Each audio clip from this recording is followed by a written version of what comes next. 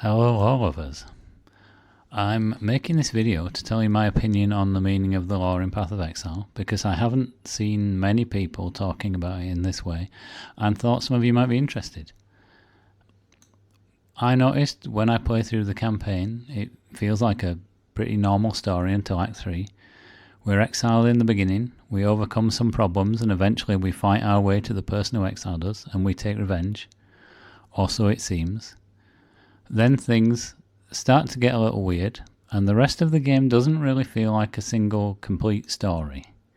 The characters' motivations are not clear, and what we're doing often does not make much sense. While trying to make sense of it, I noticed lots of things which seem to be references to Pirates of the Caribbean. Which is understandable, as the third film was released around the same time as development on Path of Exile began. There's a skeletal pirate who's trapped because of some artifact he stole, a dead civilization based on the Aztecs, the captain's hat, more pirates, a mermaid in a submerged passage, huge tentacle slams, and other things. I also think that GGG was influenced by the way Pirates of the Caribbean sends its message, which is more like a modern myth. The characters are not like real people. They're symbolic. They represent something else. Jack Sparrow represents freedom. Tiadama, the human face of the goddess Calypso, is the sea. And I suspect the story in Path of Exile doesn't feel like it's about people because they're using a similar style, one where the characters represent aspects of the natural world.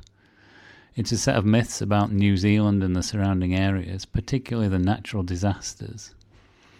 I'm thinking of it as something like the beliefs of a cargo cult, but instead of mangled tales about Prince Philip being confused with a god from across the ocean, there are stories about the environment, and the people telling these stories know the words but have no understanding of the meaning.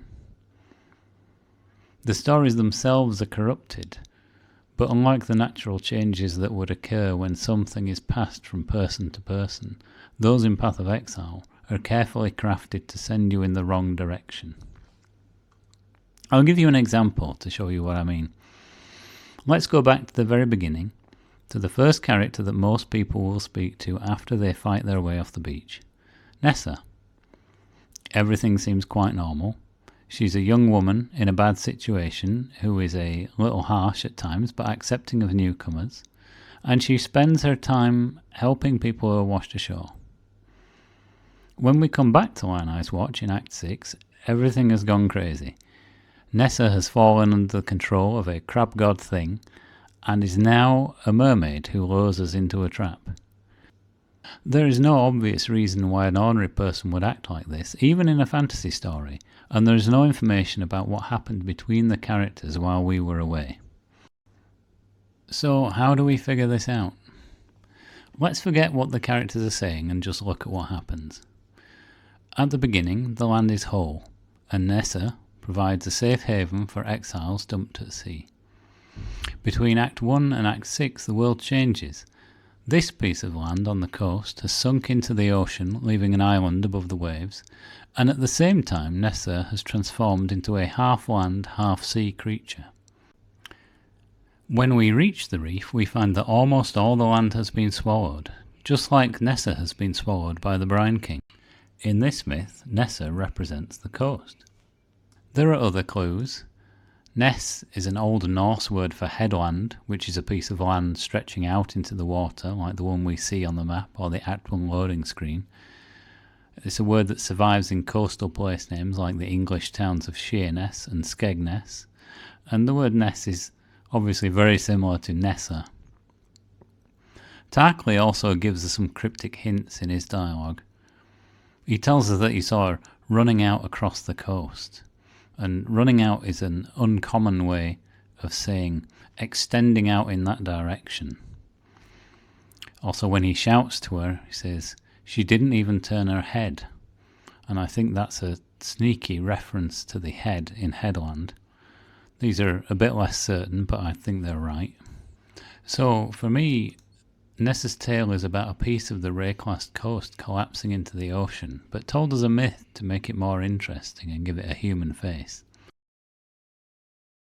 I mentioned earlier that this style seems partly inspired by Pirates of the Caribbean, but I think there's also a more practical reason why the story's like this. Chris Wilson gave a talk at the Game Developers Conference titled Designing Path of Exile to be Played Forever, in which he talks about how they needed to be efficient with their resources, and I think this style of story suits that way of working. A traditional story has a natural progression as you follow a character through a series of events to a conclusion. A story left unfinished for years during development is unsatisfying, and when a story ends, it's complete, so it doesn't really benefit from adding extra threads that weren't needed the first time around, because there's nothing useful left to say. If you intend for your game to be under development for a long time and then available forever with regular updates, then a traditional story is probably not a good fit. It would be better to structure your narrative so that small changes and additions work well with what you already have. A mythical style allows you to add new content with less impact on continuity and characters, and because it's based on the real world to some extent, it is naturally consistent. While this does mean that the narrative is perhaps not as emotionally engaging as a more conventional story, it's still very interesting, and the sense of mystery that GGG have created is very compelling.